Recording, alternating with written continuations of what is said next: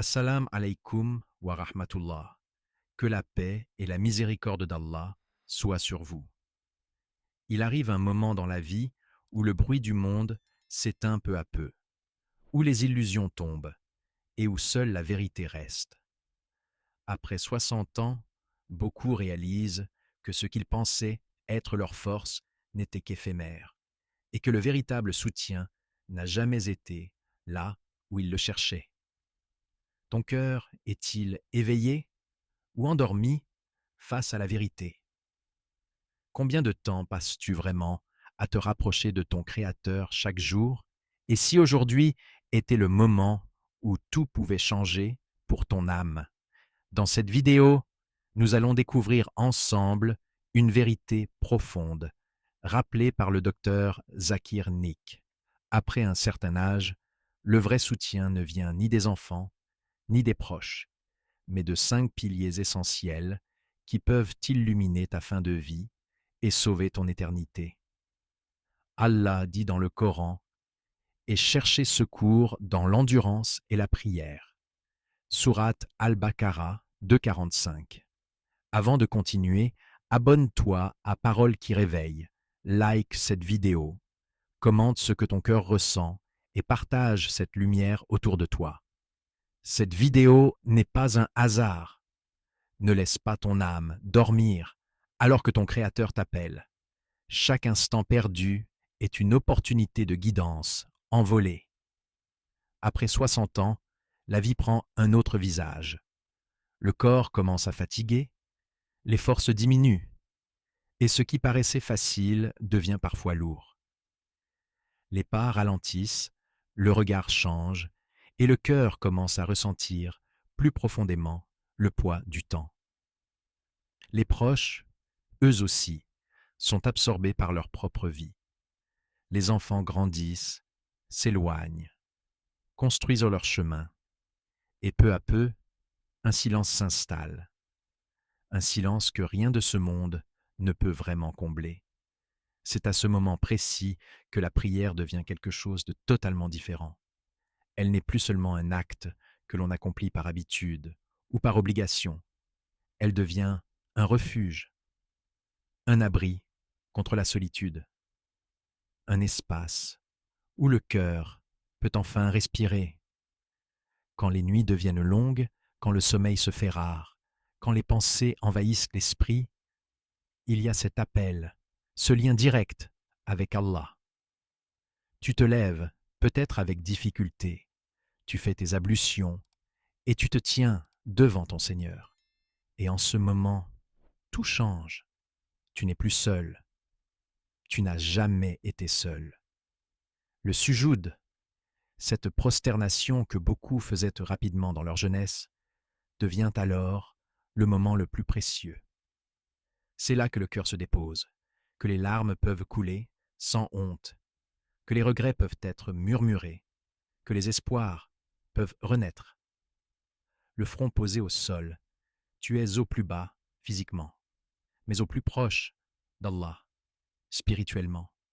Le prophète, que la paix et le salut d'Allah soignent sur lui, a dit que la prière est la lumière du croyant. Et après 60 ans, cette parole prend tout son sens. Imagine une lumière dans l'obscurité, une lumière douce qui te guide, qui te rassure, qui t'empêche de te perdre. C'est exactement ce que devient la salat dans cette étape de la vie. Ceux qui s'attachent à la prière ressentent une paix que les mots ne peuvent pas décrire. Ce n'est pas une paix liée à ce qui les entoure, mais une paix intérieure, profonde, stable. Même si le corps souffre, même si les difficultés sont présentes, leur cœur reste apaisé, parce qu'il est connecté à celui qui contrôle toutes choses. Avec le temps, tu réalises aussi que la prière n'est pas seulement pour demander, mais pour remercier, pour se rapprocher, pour exister pleinement. Chaque raka devient un moment de vérité.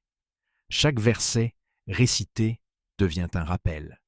Chaque takbir devient une libération. Et même lorsque la voix tremble, même lorsque les mouvements deviennent plus lents, la valeur de la prière ne diminue pas, elle augmente, car elle est remplie de sincérité, d'humilité et d'un besoin réel d'Allah. Après 60 ans, la prière n'est plus un simple pilier, elle devient ton pilier, celui qui te soutient quand tout vacille, celui qui reste quand tout s'éloigne, celui qui te rappelle que, malgré le temps qui passe, il y a une réalité qui ne change pas. Allah est toujours là, proche, prêt à t'écouter, prêt à t'accueillir. Et dans ce lien constant, dans ces rendez-vous quotidiens avec ton Créateur, tu trouves une richesse que rien de ce monde ne peut t'offrir, une sérénité que ni les biens, ni les relations, ni les réussites ne peuvent égaler. Parce que la prière, à ce stade de la vie, n'est plus seulement une pratique, elle devient une rencontre. À mesure que les années passent, un sentiment que beaucoup n'avaient jamais vraiment connu commence à s'installer. La solitude. Après 60 ans, même entouré, le cœur peut ressentir un vide profond. Les conversations deviennent plus rares, les visites moins fréquentes, et les journées semblent parfois longues et silencieuses. Ce silence peut peser, mais il peut aussi devenir une porte vers quelque chose de beaucoup plus précieux, car dans ce silence, il y a une présence qui ne disparaît jamais, le Coran. Contrairement aux êtres humains qui partent, qui changent ou qui oublient, le Coran reste fidèle. Il ne s'éloigne pas, il ne te déçoit pas. Il est toujours là, prêt à être ouvert, prêt à parler à ton cœur, prêt à te rappeler ce qui compte vraiment. Et à cet âge, ces paroles ne sont plus entendues de la même manière. Elles sont ressenties. Chaque verset devient un message personnel, une parole qui semble répondre exactement à ce que tu vis. Une consolation dans les moments de tristesse, une lumière dans les moments de doute, une direction quand tu te sens perdu. Le Coran ne parle pas seulement à l'intellect, il parle directement à l'âme. Allah nous rappelle que les cœurs se tranquillisent par son rappel. Et après 60 ans, cette vérité devient évidente. Ce que les distractions du monde ne peuvent plus offrir, le Coran l'apporte avec douceur, la paix intérieure. Une paix qui ne dépend ni des circonstances, ni des personnes, ni des biens, mais uniquement de ta connexion avec Allah. Ce livre n'est pas seulement à lire avec les yeux, il est à vivre avec le cœur. Il devient ton conseiller dans tes réflexions, ton compagnon dans ta solitude, ton soutien dans tes moments de faiblesse. Quand tu ouvres le Coran, ce n'est pas juste un livre que tu tiens entre tes mains. C'est une parole divine qui descend dans ton cœur. Même si ta voix tremble en lisant, même si les mots te demandent plus d'efforts qu'avant, chaque lettre que tu prononces est précieuse. Le prophète, que la paix et le salut d'Allah soient sur lui, a enseigné que celui qui lit le Coran avec difficulté reçoit une double récompense. Cela signifie que tes efforts, même imparfaits, ont une valeur immense auprès d'Allah. Et avec le temps, tu réalises que ces moments passés avec le Coran sont les plus sincères de ta journée. Il n'y a pas d'apparence, pas de regard des autres, pas de distraction, juste toi et ton Seigneur, juste une conversation silencieuse entre ton âme et la parole d'Allah. Le Coran devient aussi une préparation, une lumière qui éclaire non seulement ta vie ici-bas, mais aussi ce qui vient après. Chaque verset mémorisé, chaque mot récité, chaque instant passé avec ce livre devient une lumière pour ta tombe, une compagnie dans l'obscurité, une intercession le jour du jugement. À un âge où beaucoup regrettent le temps perdu, le Coran offre une opportunité extraordinaire, celle de se reconnecter, de guérir, de se rapprocher d'Allah avec sincérité. Il ne te juge pas pour ton passé, il t'invite à revenir, à écouter, à comprendre. Et peu à peu, ce livre que tu lisais peut-être rapidement autrefois devient ton refuge, ton dialogue, ta paix. Il remplit le vide, apaise les blessures et donne un sens à chaque jour qui passe. Parce qu'au final, le Coran n'est pas simplement un compagnon, il devient une lumière vivante en toi. Avec le temps, une vérité que beaucoup ignoraient dans leur jeunesse devient impossible à nier. Tout ce que tu possèdes aujourd'hui, tu le laisseras derrière toi. Après 60 ans, le regard change.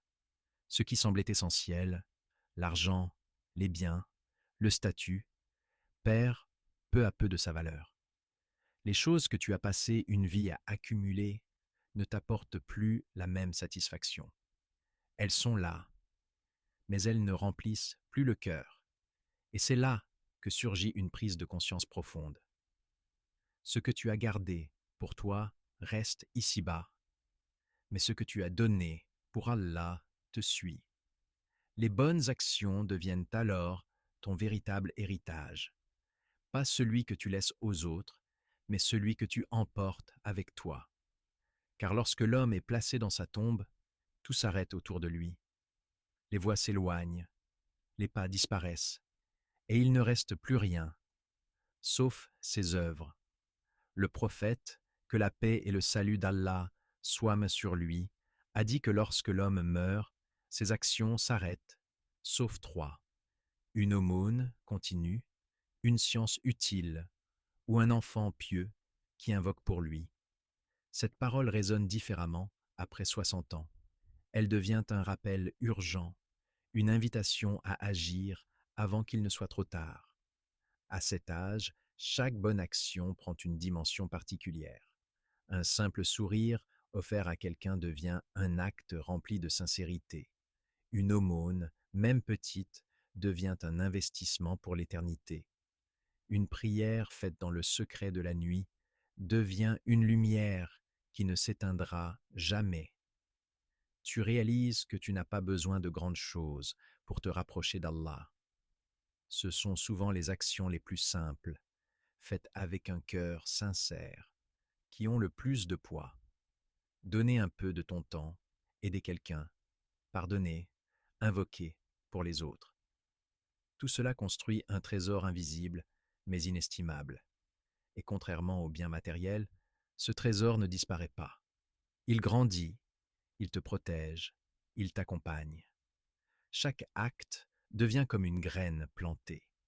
Et même si tu ne vois pas immédiatement les fruits, ils t'attendent au-delà. Après 60 ans, il ne s'agit plus d'accumuler, mais de semer. Semer pour le jour où tu en auras le plus besoin. Semer dans la discrétion, sans chercher la reconnaissance des gens. Car ce qui compte désormais, ce n'est pas ce que les gens voient, mais ce qu'Allah accepte. Il y a aussi une forme de paix dans les bonnes actions. Une sensation que, malgré les erreurs du passé, tu peux encore construire quelque chose de beau pour ton avenir éternel. Chaque acte devient une opportunité de te rapprocher, de réparer, de purifier ton cœur. Et même si le corps est fatigué, même si les capacités sont réduites, les portes du bien restent ouvertes. Une intention sincère peut valoir plus qu'une grande action. Une invocation peut changer ton destin. Une larme versée par crainte d'Allah peut effacer des années d'insouciance.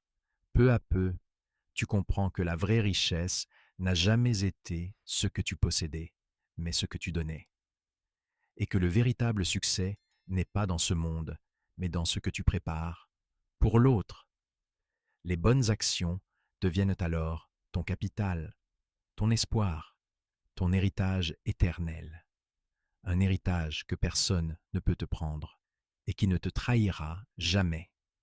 Après 60 ans, il y a une réalité que beaucoup ne peuvent plus fuir.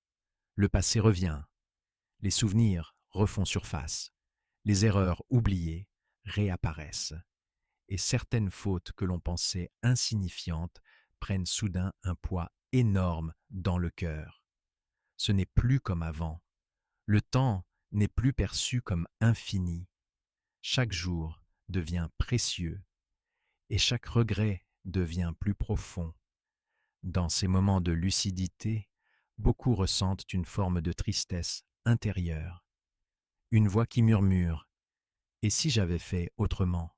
Et si j'avais été plus proche d'Allah ?» Mais au milieu de ces pensées, il y a une vérité immense, une miséricorde qui dépasse tout. Allah ne ferme jamais la porte du repentir, peu importe ce que tu as fait, peu importe le nombre d'années passées loin de lui, peu importe la gravité des erreurs. Tant que tu respires, la porte est ouverte. Et après 60 ans, cette porte devient plus précieuse que jamais, car c'est peut-être le moment le plus sincère de toute une vie pour revenir vers ton Créateur. Le repentir n'est pas simplement des mots prononcés avec la langue, c'est un retour du cœur, un moment où tu reconnais tes fautes, où tu ressens un regret sincère et où tu décides avec humilité de te tourner vers Allah. Ce moment, même s'il dure quelques secondes, peut transformer toute une vie. Un repentir sincère peut effacer des années de péché. Cette idée est puissante. Elle montre que peu importe l'obscurité du passé, une seule lumière peut tout éclairer. Allah aime ceux qui reviennent à lui. Il ne se lasse pas de pardonner. Au contraire, il se réjouit du retour de son serviteur. Après 60 ans, le repentir devient aussi une libération, une manière de déposer ce poids que tu portes depuis longtemps, de pleurer, de demander pardon, de te sentir léger à nouveau. Il y a une douceur particulière dans ces moments où tu te tiens seul, levant les mains vers le ciel, parlant à Allah avec sincérité, sans masque, sans prétention, et même si les larmes viennent difficilement, même si les mots ne sortent pas parfaitement, Allah connaît ce qu'il y a dans ton cœur. Il voit ton intention. Il entend ton silence. Beaucoup pensent qu'il est trop tard, que leur passé est trop lourd, que leurs erreurs sont trop grandes. Mais c'est justement dans ces moments que le repentir a le plus de valeur, car il vient d'un cœur brisé, d'une âme consciente, d'un être qui comprend enfin. Le repentir ne change pas seulement ton passé, il transforme ton présent et illumine ton avenir. Il te rapproche d'Allah, il purifie ton cœur et il te donne une nouvelle chance, une chance que beaucoup ne saisissent pas. Et ce qui est encore plus beau, c'est que le repentir n'a pas d'âge. Il n'y a pas de moment trop tard tant que l'âme est encore dans le corps, tant que tu peux dire Astaghfirullah, tant que tu peux ressentir ce besoin de revenir. Alors tu es sur le chemin. Après 60 ans, le repentir devient une porte immense vers la miséricorde d'Allah, une porte toujours ouverte, toujours accessible, toujours pleine d'espoir. Et derrière cette porte, il y a une promesse, celle d'un cœur apaisé, pardonné et reconnecté à son Créateur. Arrivé à un certain âge, une vérité devient claire, presque évidente. Personne ne peut porter ta vie à ta place. Même ceux que tu aimes le plus, même ceux qui t'ont entouré pendant des années, ont leurs propres limites. La famille est une bénédiction, mais elle ne peut pas tout combler. Les enfants grandissent, les proches sont occupés, et parfois même, malgré leur amour, ils ne comprennent pas entièrement ce que tu ressens. Et dans cette réalité, une question profonde se pose. Sur qui peux-tu vraiment t'appuyer? C'est là que la confiance en Allah prend tout son sens. Pas une confiance superficielle, mais une confiance totale, profonde, enracinée dans le cœur. Une certitude que, même lorsque tout semble incertain, Allah est là, qu'il voit, qu'il sait, et qu'il ne t'abandonne jamais. Après 60 ans, tu comprends que la vie ne s'est pas déroulée exactement comme tu l'avais imaginé. Il y a eu des épreuves, des pertes, des moments difficiles. Mais avec du recul, tu commences à voir que chaque chose a une sagesse. Même ce que tu ne comprenais pas à l'époque avait un sens.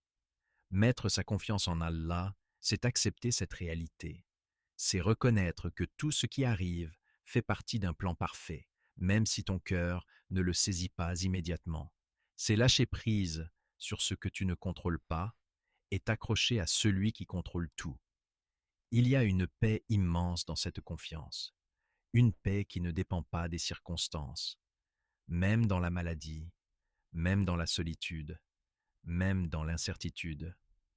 Le cœur reste stable, parce qu'il sait qu'Allah est suffisant. Quand tu dis Hasbia Allah, Allah me suffit, ce ne sont pas juste des mots, c'est une déclaration intérieure. C'est comme si tu déposais tous tes soucis, toutes tes peurs, toutes tes inquiétudes entre les mains d'Allah. Et dans ce geste invisible, tu ressens un soulagement réel. Cette phrase devient un refuge. Quand le cœur est lourd, elle allège. Quand l'esprit est troublé, elle apaise. Quand tu te sens faible, elle te redonne une force que rien d'autre ne peut offrir. Après 60 ans, cette confiance devient essentielle, parce que tu réalises que tu ne peux plus s'appuyer uniquement sur tes propres capacités. Le corps fatigue, les ressources diminuent, mais la foi, elle peut grandir encore plus. Et plus ta confiance en Allah augmente, plus ta peur diminue. La peur de l'avenir, la peur de la mort, la peur de l'inconnu, tout cela commence à s'effacer, parce que tu sais que celui en qui tu as placé ta confiance est le plus miséricordieux, le plus sage. Tu apprends aussi à accepter avec sérénité ce qui vient, non pas avec résignation, mais avec une paix intérieure, une acceptation pleine de foi qui te permet de vivre chaque instant avec calme, même dans les tempêtes. La confiance en Allah transforme ta manière de voir la vie. Elle te donne une stabilité que rien ne peut ébranler. Elle te rappelle que tu n'es jamais seul, même dans les moments les plus silencieux. Et au fond, c'est cela le véritable soutien, pas celui qui dépend des gens, des circonstances ou des situations, mais celui qui vient d'Allah. Un soutien constant, infini, inébranlable. Quand tout s'efface, cette confiance reste et elle devient ta plus grande force. Après 60 ans, la vie révèle sa véritable nature. Les illusions disparaissent, les priorités changent. Et le cœur commence enfin à voir clairement. Ce que nous pensions être notre soutien, la famille, les biens, les relations, peut s'éloigner ou disparaître. Mais ces 5 piliers, la prière, le Coran, les bonnes actions, le repentir et la confiance en Allah, eux ne te quittent jamais. Ils deviennent ta lumière dans ce monde et dans l'au-delà. Peu importe ton âge aujourd'hui, ce message est pour toi. N'attends pas que les années passent pour te réveiller. Commence maintenant. Reviens vers Allah avec sincérité. Abonne-toi à Paroles qui réveillent. Partage cette vidéo à quelqu'un qui en a besoin et laisse un commentaire. Quel pilier veux-tu renforcer dès aujourd'hui? Merci d'avoir ouvert ton cœur à cette parole. Que la paix d'Allah t'accompagne dans chaque étape de ta vie. Allah dit, ô mes serviteurs qui avez commis des excès à votre propre détriment, ne désespérez pas de la miséricorde d'Allah, car Allah pardonne tous les péchés. Sourate Az-Zumar 39, 53. Qu'Allah illumine ton cœur, apaise ton âme et te guide vers ce qui est meilleur. Amen.